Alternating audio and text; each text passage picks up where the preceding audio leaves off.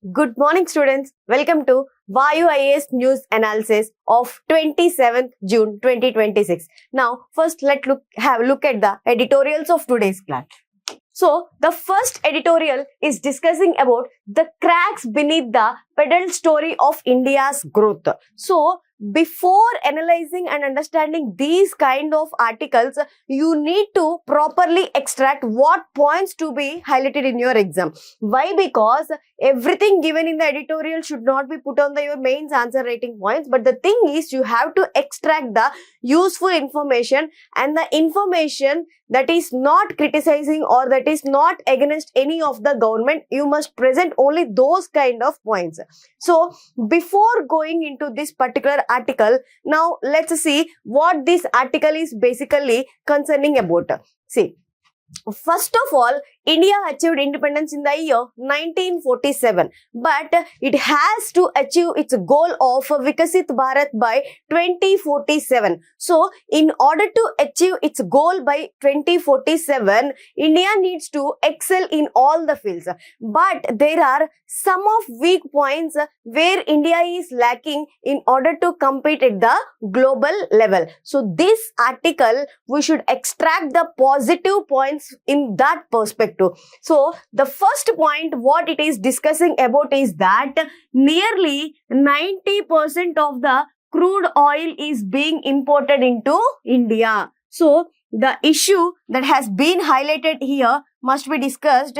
So, the first issue what they are discussing is that import of 90% of crude oil. So, the crude oil is almost 90% is being imported from other countries. So, excess dependence will cause loss to India. Let's say, for example, in case of the present globalized world, in terms of wars, everything, the rate of the prices of the imported oil gets increases where it causes inflation in India. So, external dependence is one of the major issue that is being highlighted here. And next issue that is being highlighted here is that the amount of foreign exchange reserves have declined. The amount of foreign exchange reserves has been declined. So, this is one of the major issues that have been highlighted. So, in order to support this point, while writing your mains answer writing, you should not present this point only like in the normal terms. You should also mention the values that have been mentioned in this particular article. So, while writing any kind of economic terms, remember, you need to write the values. You need to substantiate with proper facts in the data. So, this is the second issue that have been highlighted. And the next issue that have been highlighted here is imported LNG. So, in order to excel in the fertilizer sector, we need to import LNG and India is deficient of LNG. So, this is also one of the factor is making India's growth in not at a compete level with the other countries. And along with these factors, what the author has highlighted here is that monsoon. So, these natural causes like weak monsoon. Let's say, for example, the main reason for occurrences of or failure of the monsoons is both natural and also anthropogenic because of the environmental harms that is being done by the humans to the environment.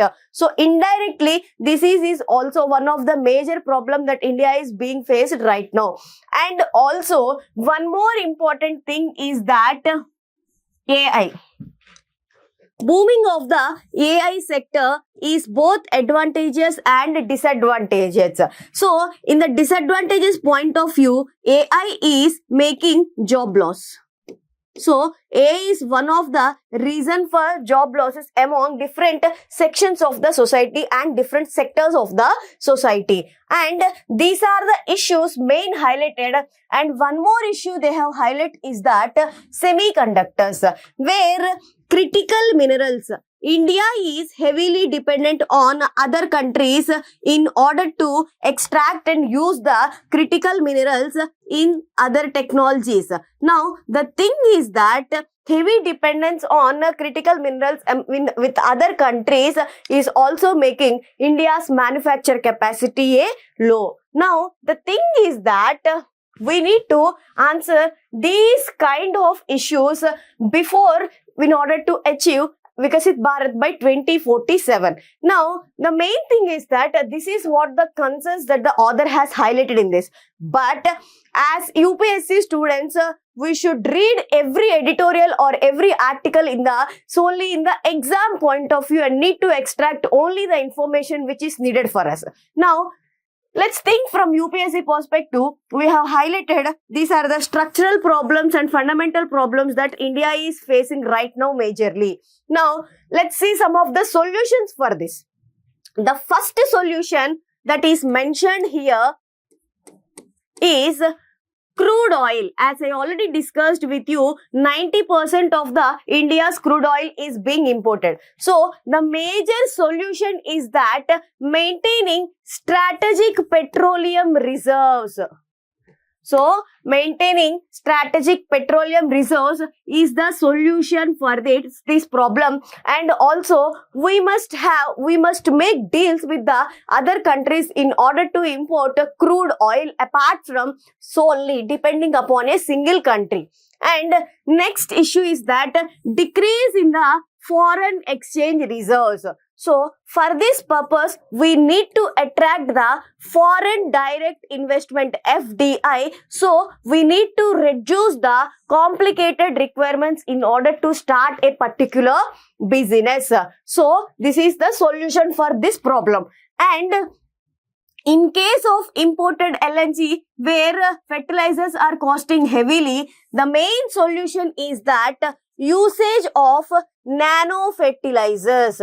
As we already know that nano fertilizers is the concept that is booming in India, where India has much scope in order to achieve the growth in this particular nano fertilizers. So, more scope must be given to nano fertilizers and also other forms of cropping agricultural systems. So, let's say organic farming, okay, zero budget natural farming. So, those things also must be highlighted here in order to solve this problem of heavy dependence on the LNG for manufacturing of fertilizers. And one more thing is that failure of the monsoons or non-occurrence of the monsoons on time. The main thing what we should do is that reduction of emission of greenhouse gases, which makes the atmosphere and the environment favorable for the occurrence of monsoon on time. This is the one more issue. And one more thing is that advent of AI. As I already told you, everything as a coin has two sides, both positive and the negative side. Artificial intelligence have negative side like loss of the jobs, but it also have the positive sides.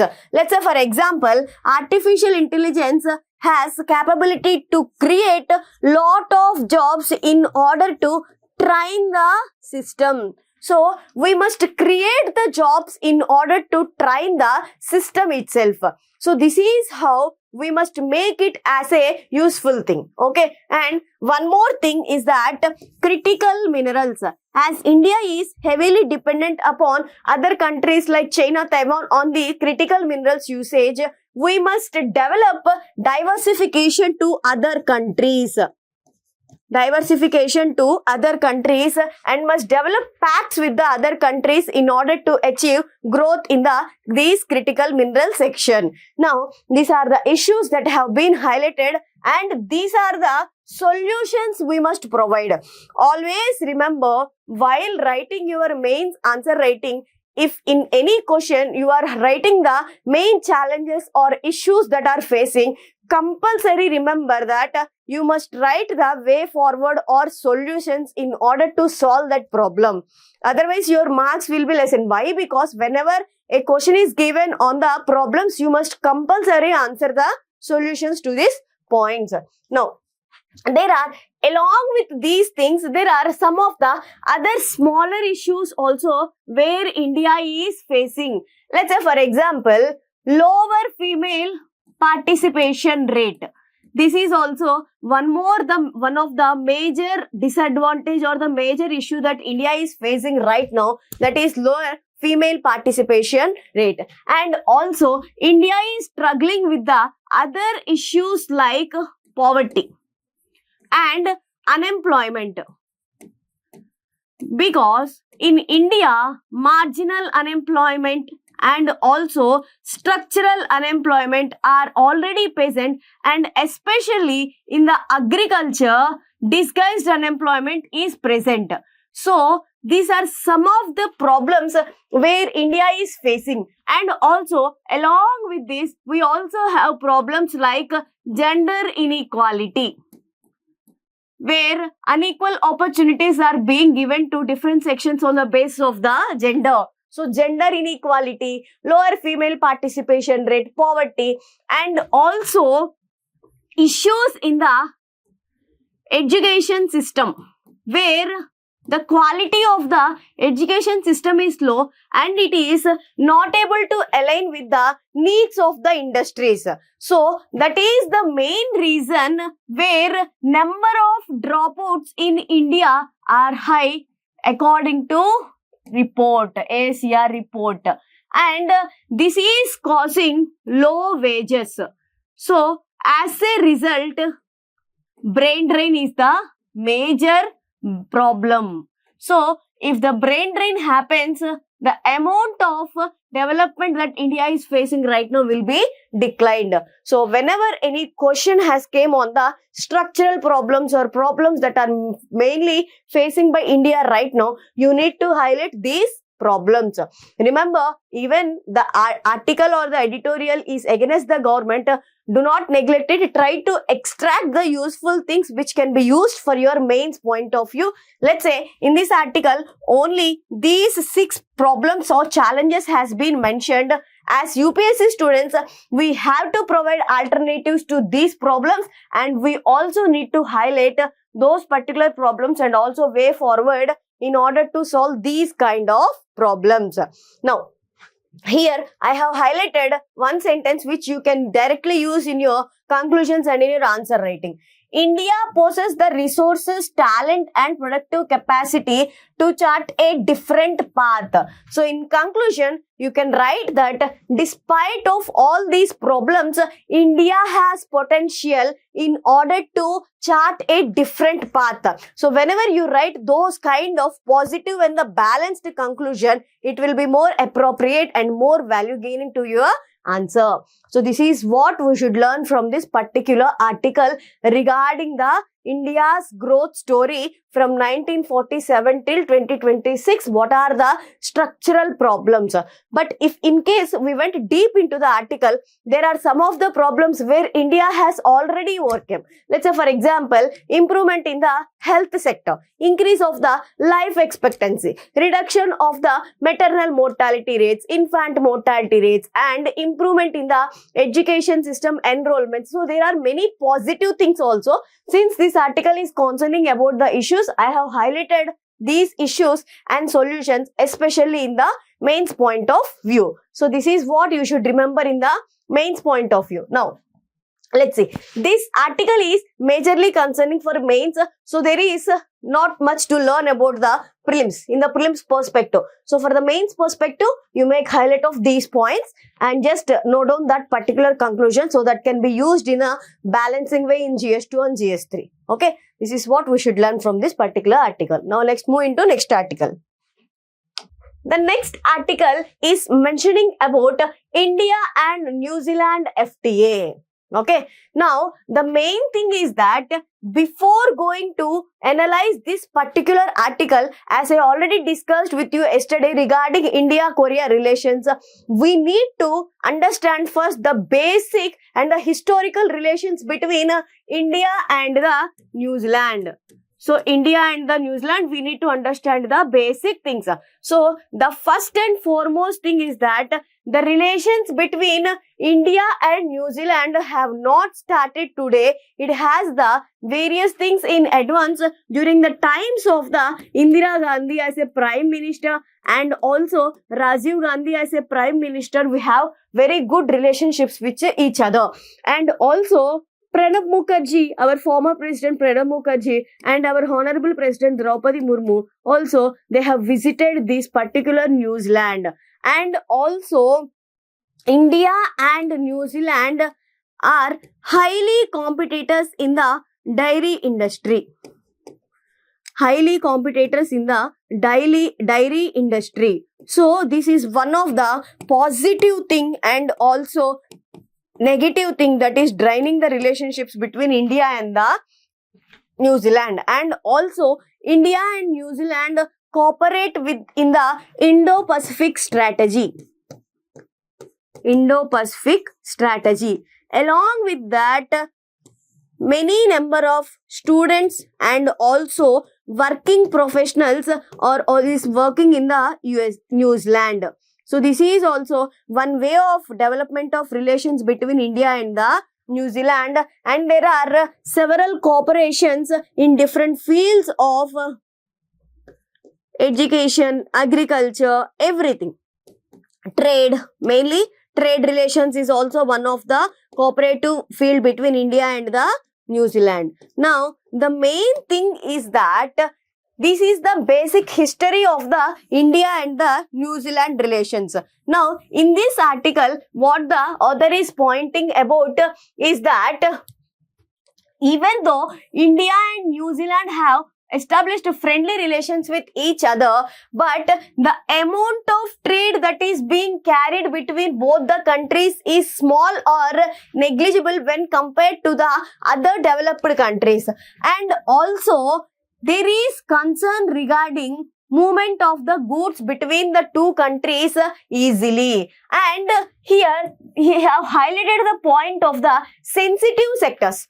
As I already told you, dairy industry is a competition industry between India and the New Zealand, and it is being characterized as the sensitive industry. So that is the reason why India is protecting its domestic market in the dairy sector from the New Zealand. This is the main constraint factor that is between India and the New Zealand.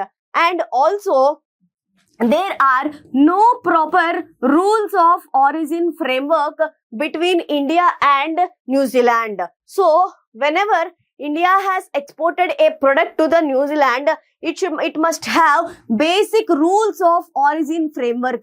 So this is also a conflict point between India and the New Zealand, which is preventing the development of FTA and the relations between India and the New Zealand. So this is the history, and he has highlighted the challenges that is being faced. One is the sensitive sector, what he is highlighted in this particular article, and also the second article is disagreement in the rules of origin between both the countries. So these are the two main issues what the author is concerning in this particular article. Now, how can we develop the relationship? Since we have highlighted history, challenges, so we must provide with the solutions. So, the main solution regarding development of relations is that we need to develop a proper mechanism in the field of dairy sector via cooperation. So, exchange of the breeds for milk industry, and also development of cooperative societies like Amul in the India with the cooperation with the New Zealand, and also exchange of the technology. And main thing what author is highlighted here is that it is on the way in order to draft FTA between both the countries. So this also must be taken care of. So this is what you must learn from this particular article. Always remember, when any international relations regarded article has been given here, you must understand the history first, and also opportunities, challenges and also the solutions, means the way forward in order to improve the relations between the both the countries. This is what you must learn from this particular article. Now, from the prelims point of view, what you should learn is that, so from the prelims point of view, you must be aware of the mapping. As you are aware of the mapping, since let's say this is Australia and we have Papua New Guinea and Tasmania, and here we have New Zealand, we should understand and highlight the straits. What are different straits that are present here? There are majorly 4 straits between these countries.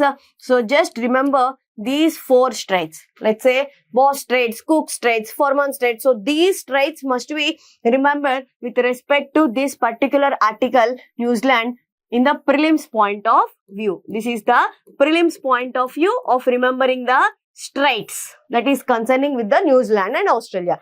And also from the mains point of view, these are the major things what you need to be highlighted. And now see, I have highlighted this particular sentence with the green ink. So it means that it is mentioning that the trade between India and New Zealand has been in relationship with the untapped potential. So the word untapped potential must be highlighted, especially with respect to articles related to the international relations while writing your answer, because since the trade relationships between India and New Zealand are very low, so we can write it as untapped potential, means there is more scope in order to develop and gain advantage for both the countries. So please note down this particular word called untapped potential. So this is what we should learn from this particular article. Now let's move on to next article. Next article. So this article is majorly mentioning about the wild elephants. As we already know, the issues because of the wild elephants are concerning, and there are number of deaths that are being reported because of these wild elephants. Okay, first let's understand the major reasons. The major reasons for entry of wild elephants into the human habitat. So the first of all, the main reason is that conversion of forest land into usable area. So fragmentation of forest area into industrial areas, construction houses, where it are facing the habitat loss. This is the major reason why wild elephants are entering into human zones. And one more thing is that especially during the times of failures of monsoons and in summer, lack of proper availability of water. So water availability is also low in the particular that season. So lack of proper availability of water is also one of the factor. And also the major thing is that growth of crops, especially like pineapples and also palm oils, where elephants are gets attracted more. And there are some of the natural causes also. Let's say for example, musth, M-U-S-T-H, musth. So this is the term where in the male elephants, testosterone levels gets increased. So this is the major thing. That term is called musth. Try to remember this particular word called musth, where testosterone levels will be increased in the wild elephants, causing them to get aggressive. And also whenever any kind of wild elephants gets injured, so in the name of pain, they gets aggressive and causes loss to humans. And also, while if they endanger any kind of harm to their particular calf or baby elephant, so in that particular time also wild elephants become aggressive and gets attacked on the humans. So these are the reasons why wild elephants gets encountered in the human habitat. Now, Because of this, government has some of the solutions. So the solutions what they are implementing is that development or installation of the solar fencing. So whenever solar fencing is being developed there, this causes some kind of little shock to the elephants without causing major harm to them. So this can act as a barrier for their encounter into our human habitations. And one more thing is that development of the elephant corridors. So these are the corridors especially used for transport of the elephants and also equal movement of the free movement of the elephants in their particular habitat. Along with this, development of the beehives. So elephants naturally have fear of the bees. So by using these bees, they can use to drive away these elephants, wild elephants especially. So these are the various solutions what government is being used. And also there are various forest officials that are always in track. As you all know, technology has been used well, where 24/7 GPS monitoring and also tracking of the elephant movements, frequent collection of the data by counting number of elephants that are being present. So these are the things what government has been doing by using various technologies in order to avoid these kind of encounters. And here, remember one more term. So in the prelims point of view, remember this particular term called, so in the prelims point of view, remember this particular term called kumkis. So these are nothing but the elephants which are being trained in order to drive away these wild elephants. So kumki elephants are the elephants especially used to drive away the wild elephants. So remember these kumki elephants and also remember the term called mast for the prelims point of view. For the prelims point of view, remember these two terms from this particular article. And from the mains point of view, as I have highlighted you, the main reasons for encountering of elephants into the wildlife, human habitations and also the solutions. So this is what you must learn from this particular article. Let's say whatever information what they have given regarding this particular scenario is not of an issue. This is just the normal conversation between the people who are there who have encountered. So this thing is not relevant for the exam. So from this article, only these points are relevant. So from that we need to extract in the mains answer rating point of view. So this is what regarding the prelims and the mains. Now let's move on to next article. Next article. India's eastern borders affected by flow of opium from Myanmar.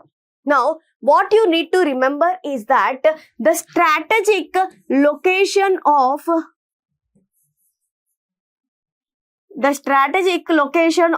India, where India is encountered between the two countries, especially two areas called as Golden Crescent and Golden Triangle. In Golden Triangle, we have the countries like Myanmar, Laos and Thailand. And in Golden Crescent, we have countries like Pakistan, Afghanistan and Iran. So these are the three countries in Golden Crescent and these are the three countries in Golden Triangle. So these are the main two regions from where drugs, especially these kind of drugs like opium, are being entered into India via illegal routes. So the main states or the main regions which are getting affected are the Jammu and Kashmir, Punjab, Delhi, Haryana, Rajasthan regions. So the regions on this particular border are being affected because of this Golden Crescent. And here northeastern states, let's say Meghalaya, Mizoram, Assam, Tripura. So these are the major states and the region that is getting affected because of the Golden Triangle. So this is what the static knowledge you need to remember. Always remember these golden crescent and the golden triangle and the states which are being affected. Now, this is the basic before historical thing what you need to learn before going to this particular article. Now, in this article, they are mentioning about with the advent of Taliban in the year 2022, the usage and transport of opium via Afghanistan has been reduced. So, this is causing increase in the advent of opium into India via these golden triangle. Because from this, Afghanistan has reduced this opium induction and transport. Then the amount of induction into India has been increased with respect to golden triangle. This is the main issue what author has been highlighting in this particular point. Also, he is giving some of the reasons for this. Why? Because free movement regime is present in the northeastern states, especially Mizoram, with respect to other countries like Myanmar, which is the major reason for the illicit transport of these kind of drugs into India in the name of free movement regime. So this is one of the major issue that is being highlighted in this particular article. Now, since this is a porous border, means the border that is easily prone to threats. So this is one of the major reason for entry of the opium via these northeastern states. But now here he is highlighting one more issue also being given here, that is with the decrease of advent of opium into India via Afghanistan, one more major thing like entry of opium via drones. So they are using drones in order to deposit opium into India. So this is the major issue that has been highlighted in this particular article. Okay, drone based drug trafficking. Okay, so this is the major thing. Now, what we should learn in the prelims point of view and in the mains point of view with this particular article is that in the prelims point of view, try to remember what countries comes under golden triangle and the golden crescent, and also remember about free movement regime. Now, in the mains point of view, you need to understand about these issues called advent of Taliban, decrease from Afghanistan, and as a result, drone based trafficking has been increased. Drone based trafficking. This is the issue. And also remember about the porous borders. Now, one more thing where you can use this is that while writing any kind of questions in the, especially in the GS3 internal security with respect to these northeastern states, you can highlight this kind of golden triangle and the entry of this opium through the northeastern states must be highlighted in this particular point of view. Okay, and this is the main thing what we need to learn from this particular article. Now, let's move on to next article. Next article. It is mentioning that government asks hospitals to publish post-transplant survival data. As we are aware that organ transplantation takes place in order to save the life of a person who is fighting with the failure of particular organ. So here, before going to understand this particular article, you need to understand about one organization called NATO. So this is the major organization that maintains the data, regarding the organ transplants and also tracks the various organ transport networks across various other countries. So remembering this particular organization in case of transport, in case of post-transplant organ donation is the major thing. And regarding here, you need to remember one more act called TOTA Act. So this is the act or legislation what you need to remember, and this is the organization what you need to remember mainly before going into this particular article. Now, what this article is telling is that So whenever there is no proper data of maintenance once when the organ has been transplanted to other person from one person, here the government is planning in order to impose strict guidelines on the hospital to maintain data of the persons, survival data of the persons, survival data of the persons in order to extract survival rate of persons who has been suffered from this particular thing. Let's say for example, if a person has got any organ transplant 3 years ago, so his data must be maintained by the hospital. Similarly, 1 year ago, even this person data is also maintained by the hospital, and 6 months. So hospitals need to maintain these kind of data for this particular time period in order to have proper transparency. So this is one of the major transparency step that is being taken by the government in order to improve this particular organ transplantation. Now, where you can use this? The question is that whenever in case of any GS2 question has been came with respect to values like accountability and transparency, where you can use this particular article which can increase the transparency of the government and the hospitals especially, because health is a major sector and major concerning factor, because health of the major people and the advent of non-communicable diseases and the failure of the organs has been taken place very widely. So for that reason, you need to remember NOTO and TOTA Act and also this particular transparency measure. So what we should learn from this particular article is that, so in the prelims point of view, try to remember the provisions of TOTA Act and also about the structure of the NOTO. And in the mains point of view, just collect some of the facts regarding the organ transportation, organ donation and everything, and highlight in GS2 any term regarding the accountability and the transparency in this particular article. So this is the thing what you need to learn from this particular article in prelims and the mains point of view. Now, let's take the significance of this article in the anthropological view. So especially for the students who are having anthropology as an optional, you can quote this in 9.6.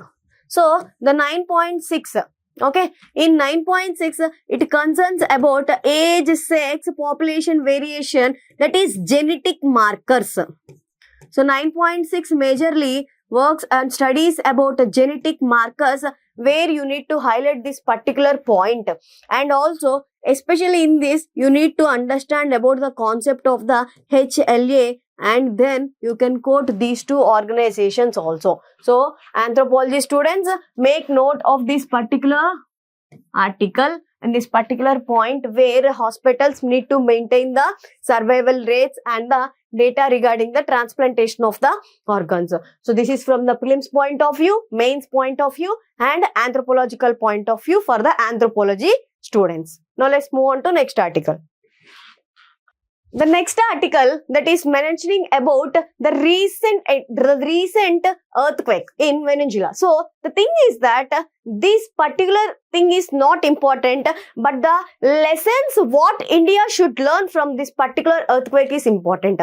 As you observe in the disaster management, what you need to do is that you need to remember all different kinds of disasters like earthquakes, volcanoes, fire in the buildings, cyclones, droughts, storms, landslides, avalanches, everything. So these kind of things you need to remember. Now here, before going into this particular article, in the prelims point of view, you need to have some specific knowledge of, let's say, the basic earthquakes, like the reasons for the occurrence of earthquakes. You need to have proper knowledge. The main thing is that earthquakes, the point where earthquake occur is called as focus, and the point above the focus is called as epicenter. Now, the main thing is that you need to have classification of different types of waves, earthquake waves. Let's say primary waves and also secondary waves. In primary waves, it is divided into P waves and the Q waves. Okay, so these are the some of the basics from the static what you need to learn before understanding any kind of disaster. Now, why this is concerning about India? Concerning because India has majorly 6 earthquake prone zones and entire Himalayan region has been classified in the 6th zone. Now, the major thing is that India is also majorly vulnerable to this particular earthquake, and what steps we must do in order to avoid these kind of situations is that how can we protect? The solutions or the steps taken by India. The steps that should be taken by India, that is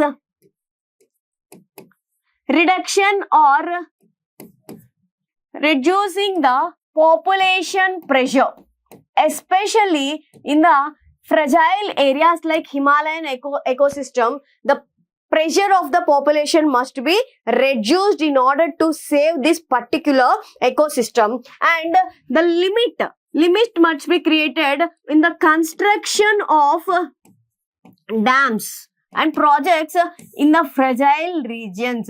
This is the major thing. And one more thing is that we need to have mining in a controlled way. Why? Because mining is also one of the major anthropological factor, especially responsible for the occurrence of the earthquake. So mining must also be done in the controlled way. So these are three are the major anthropogenic solutions that can be used in order to prevent or reduce the intensity of the earthquake.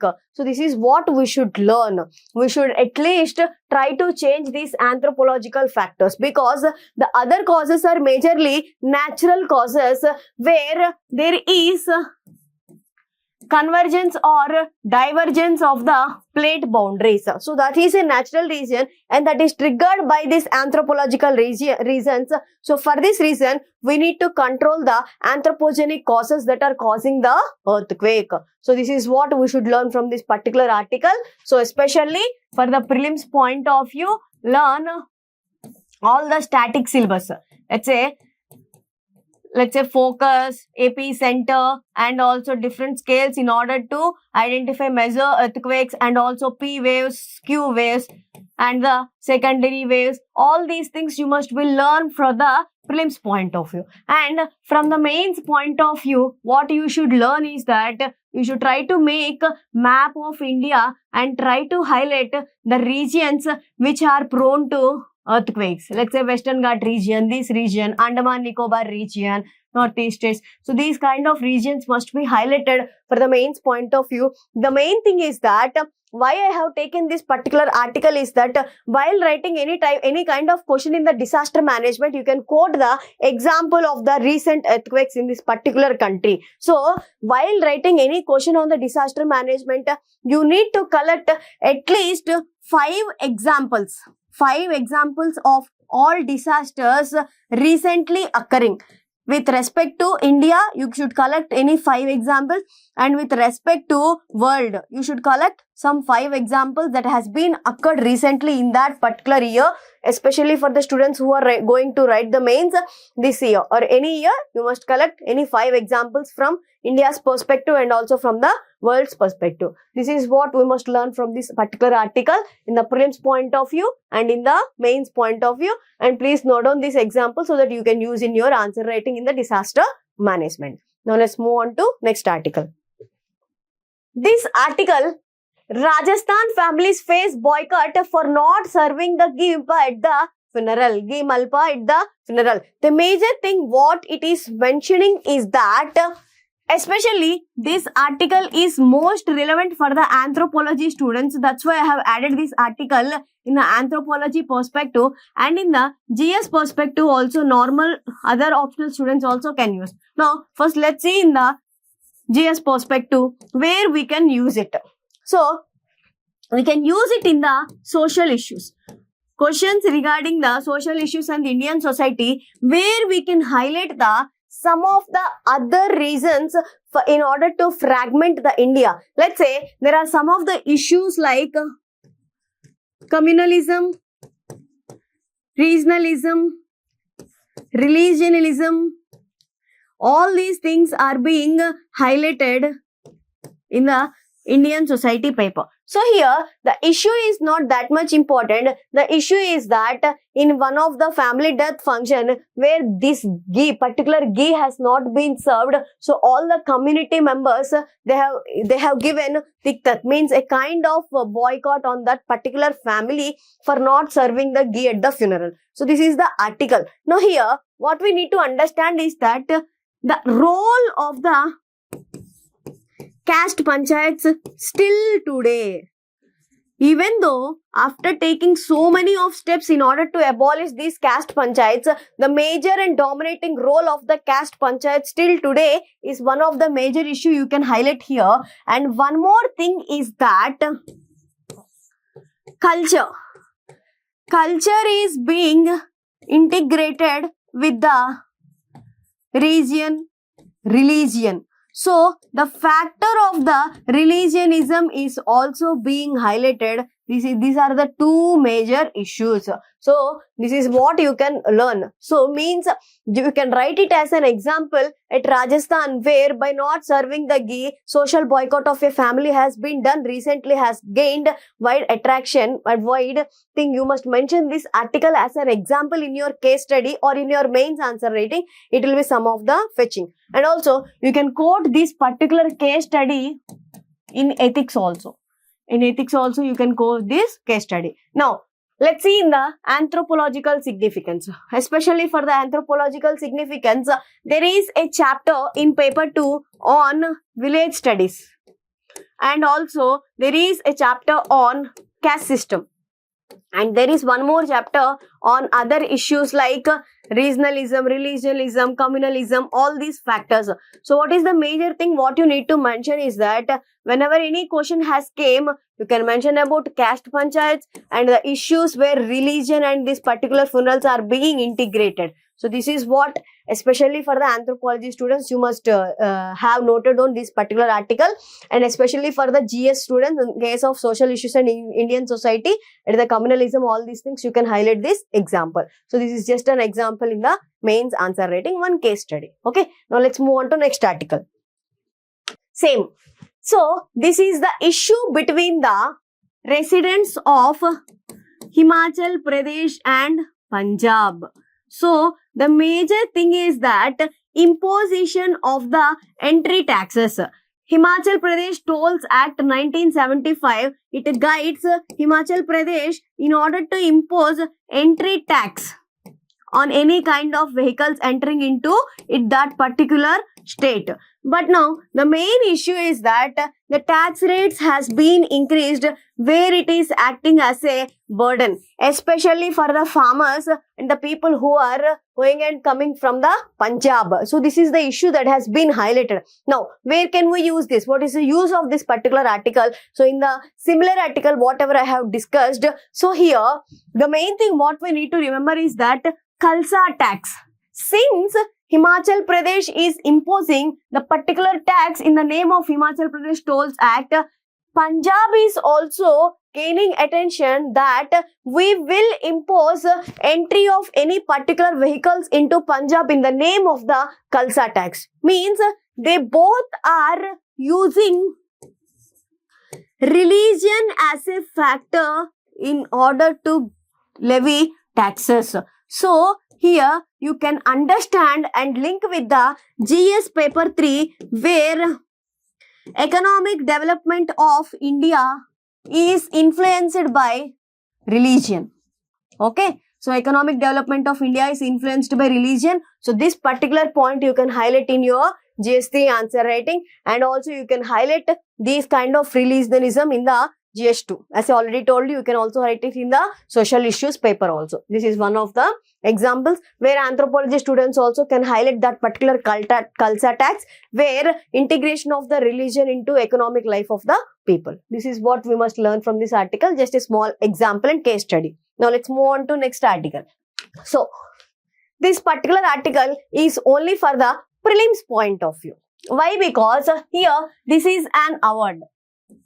As you have seen in this particular 2026 prelims paper, they are asking about any kind of prizes, Nobel Prize, Bharat Ratna, Padma Awards, any kinds of prizes, and the group or the people who received that prize and the organization which is giving that prize. Okay, so here the news is that the prize is that Champion Publisher of the Year 2026. So it is being given by WAN IFRA, means World Association of News Publishers. So the name of the award and is being given by which organization? Okay, these two prelims point of view, Champion of Publisher of the Year and by the which organization? World Association of the News Publishers. And which group has got it? Hindu group. So this is just for the prelims point of view where you need to highlight this particular article. Just prelims, remember this thing. Next article. The rules that failed 15 lives in Lucknow. As you have seen, this news is like booming in today, like from past one day. The recent thing is that fire, the crackdown of the fire in Lucknow, where there are various questions that is being raised on the safety norms. The major thing or the major issues is that many buildings, as in the same case here, they are being given permission in order to have the residential area, but they are being converted those places into commercial areas. And one more thing is that there are no proper safety norms that is being followed. Let's say, for example, having emergency gates, emergency exits, and also fire extinguishers, and smoke absorbers and smoke detectors. All these things are basic safety norms that must be installed in any kind of building, especially the residential and also at the commercial areas. So these are the major issues. That is why these kinds of incidents have been occurring. And recently, if you have seen in this particular year itself, many cases, especially in the capital of the country, Delhi, also in major educational institutions and libraries, study halls also, this crackdown of the fire is a major issue. So these are the issues, and the reasons is lack of proper safety norms. Now, what solutions must be taken way forward? The government must increase the observing or strict enforcement of the guidelines. So, the safety norms and the guidelines must be strictly enforced.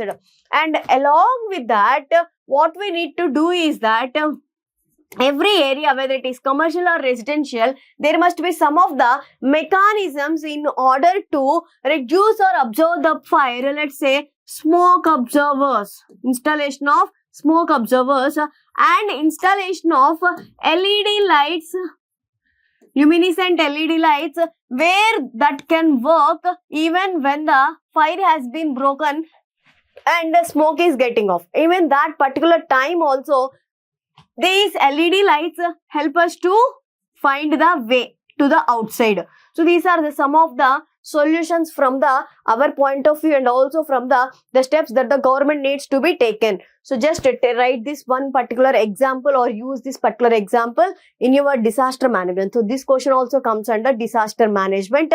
And also you can mention about the failure of the government, systematic failure of the government in order to implement these kind of particular safety norms. This is what we should learn from this article. Now, next article, China and Bangladesh ties.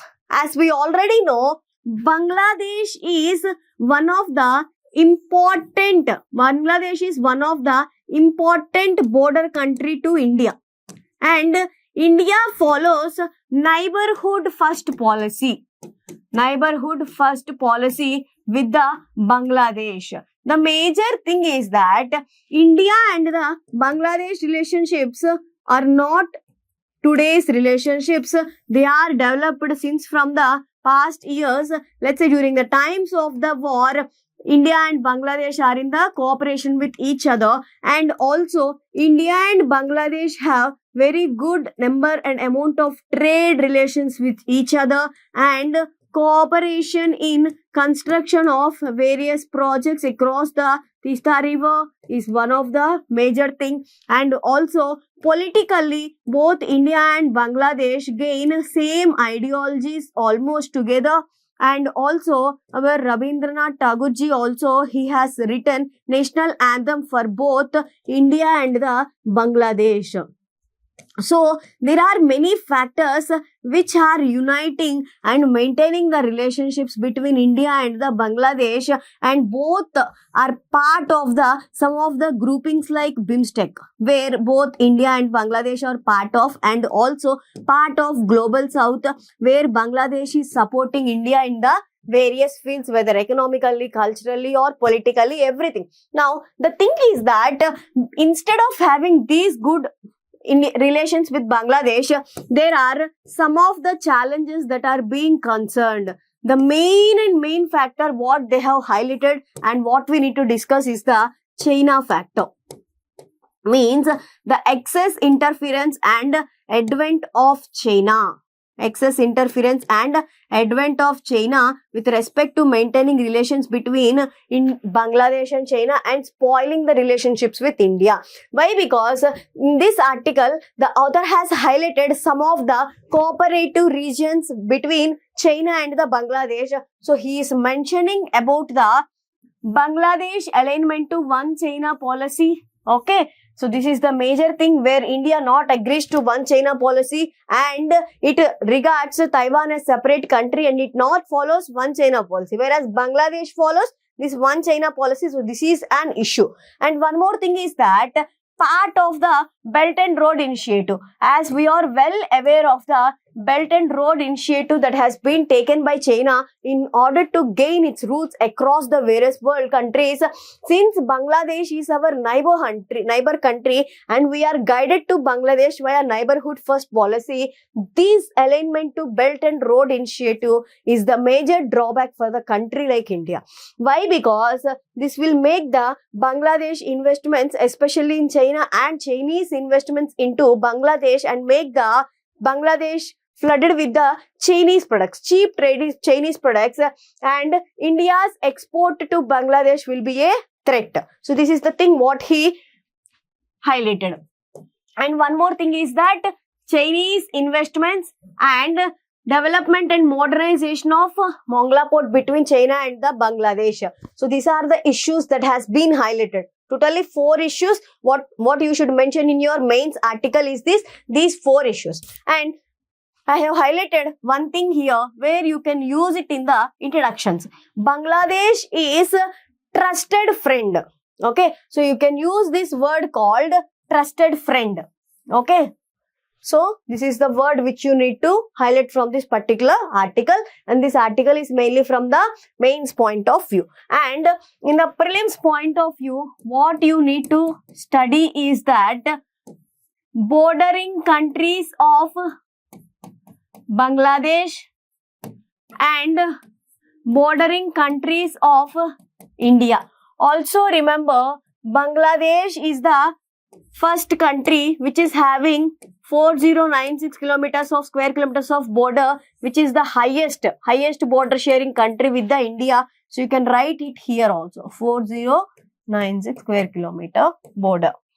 So in the prelims point of view, try to remember the border countries with Bangladesh and the India, and also the organizations where both India and Bangladesh are part of. Like let's say, they'll give any one particular organization, let's say BIMSTEC, and they will give 5 countries here.